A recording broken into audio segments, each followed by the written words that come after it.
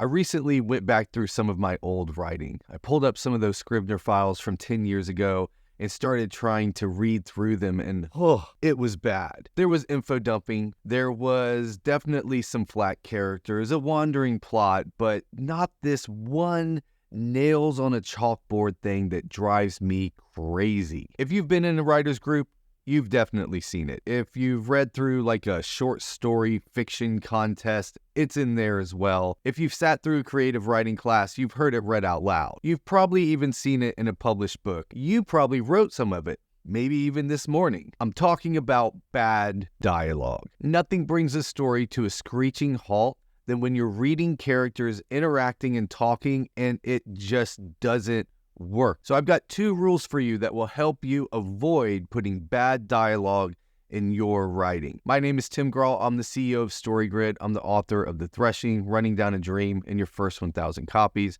My partner Sean Coyne is the founder and creator of StoryGrid, and he's an editor and writer with over 30 years of experience. Dialogue rule number 1, don't let the characters talk to the reader. I see this a lot when writers are trying to cut down on their exposition, and then they get afraid that their readers are going to get lost, so they start putting exposition into the dialogue, and it's super clear that this isn't what the characters would say to each other, and so it feels like the character is talking to this character, but actually they're trying to get information to you, the reader, who they're not even supposed to know exists. It's dialogue like, "I can't believe you said that to me, Mother, but what should I expect? You've been mean to me my whole life, all 37 years of them." Shelley looked at her yellow tabby cat and spoke. "I'm nervous about seeing my ex-husband today, Fluffy. It's been almost a year since I finally left that physically abusive relationship.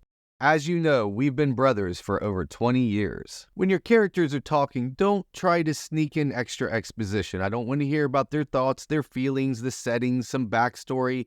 Things that the characters would not actually be saying to each other and doesn't actually make sense is when the readers feel like, oh, you're putting that in there to get me information. That is not actually how people talk. The main way you avoid this is by making sure you have a clear object of desire for each of the active characters in the scene. Something they consciously want that they are pursuing throughout the entire scene.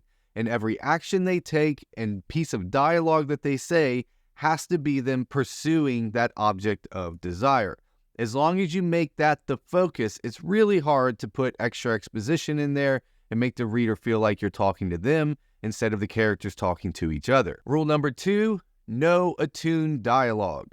This is when writers put on the page normal conversations that follow normal social scripts. Things like, "Hey, how are you?" "Pretty good, how about you?" "Oh, not too bad, I'm really enjoying this good weather we've been having." "Aren't we all?" Instead, every line of dialogue must be misattuned. So what does this mean? Well, attunement means in harmony. We often think about being attuned with our emotions or the people around us. Attunement is also when we're trying to all move in the same direction, all on the common goal, again, in harmony, going in direction.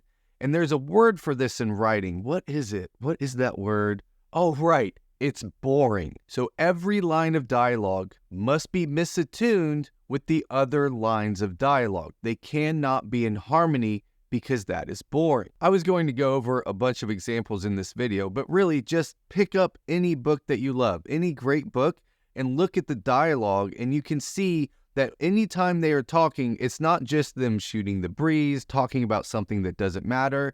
It's both of the characters trying to get something they want that is in opposition, and each line of dialogue is them chasing that thing down. And so that's what breaks the social script and breaks the harmony, is because the characters are pursuing different things, and therefore there is no harmony, which is interesting to watch because now there's tension and conflict. This is why when you're watching a TV show and one character calls the other on the phone, they don't have that normal preamble of, "How's it going? I don't know. How are you?" All of that kind of stuff. They cut all that out and they just jump right into why they called. This also keeps you from putting a bunch of details in the writing that your readers don't actually need to know. And so I was looking at a scene the other day, and one of the characters invited another character to a party, and they said they would text them the details. So instead of having to put all the details on the page, it allowed the reader to just skip forward to the next thing that happens. So how do you make sure that every line of dialogue is misattuned and out of harmony with the other lines of dialogue, well, we're back to objects of desire. As long as your characters have different and opposing objects of desire that they are pursuing in every line of dialogue and every line of action, then by definition, that dialogue is going to be misattuned. There's going to be conflict and tension because they're going after different things when they're having their conversation. So the 2 rules to make sure that you don't write bad dialogue. The first is don't talk to the reader. Don't try to put exposition in there that you think the reader needs to know. Make sure that the characters are actually speaking to each other.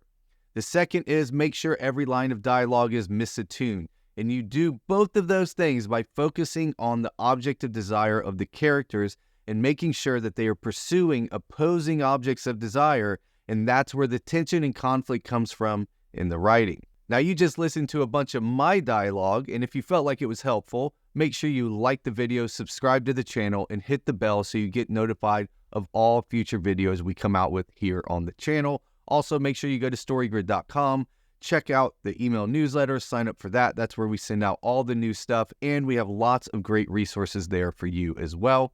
But as always, thanks for being a writer. Thanks for being a part of our community here at StoryGrid, and I'll see you next time.